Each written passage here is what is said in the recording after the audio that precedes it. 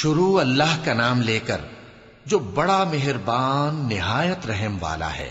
فجر کی قسم اور 10 راتوں کی اور جفت اور طاق کی اور رات کی جب رخصت ہونے لگے، اور بے شک یہ چیزیں عقل مندوں کے نزدیک قسم کھانے کے لائق ہیں، اس بات پر کہ کافروں کو ضرور عذاب ہوگا۔ کیا تم نے نہیں دیکھا کہ تمہارے پروردگار نے قوم عاد کے ساتھ کیا کیا، جو ارم کہلاتے تھے، دراز قد مانند ستونوں کے، کہ تمام ملک میں ایسے پیدا نہیں ہوئے تھے؟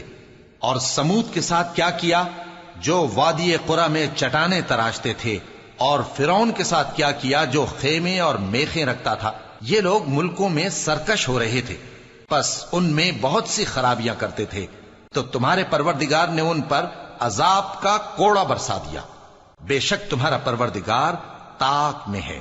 مگر انسان عجیب مخلوق ہے کہ جب اس کا پروردگار اس کو آزماتا ہے کہ اسے عزت دیتا اور نعمت بخشتا ہے تو کہتا ہے کہ میرے پروردگار نے مجھے عزت بخشی، اور جب دوسری طرح آزماتا ہے کہ اس پر روزی تنگ کر دیتا ہے تو کہتا ہے کہ میرے پروردگار نے مجھے ذلیل کیا۔ یوں نہیں، بلکہ تم لوگ یتیم کی خاطر نہیں کرتے، اور نہ مسکین کو کھانا کھلانے کی ترغیب دیتے ہو، اور میراث کے مال کو سمیٹ کر کھا جاتے ہو، اور مال کو بہت ہی عزیز رکھتے ہو۔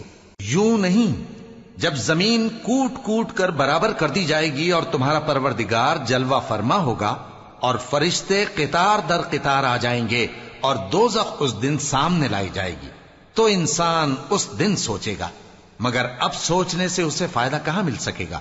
کہے گا کاش میں نے اپنی اس زندگی کے لیے کچھ آگے بھیجا ہوتا، تو اس دن نہ کوئی اللہ کے عذاب کی طرح کا عذاب دے گا اور نہ کوئی اس کے جکڑنے کی طرح جکڑے گا۔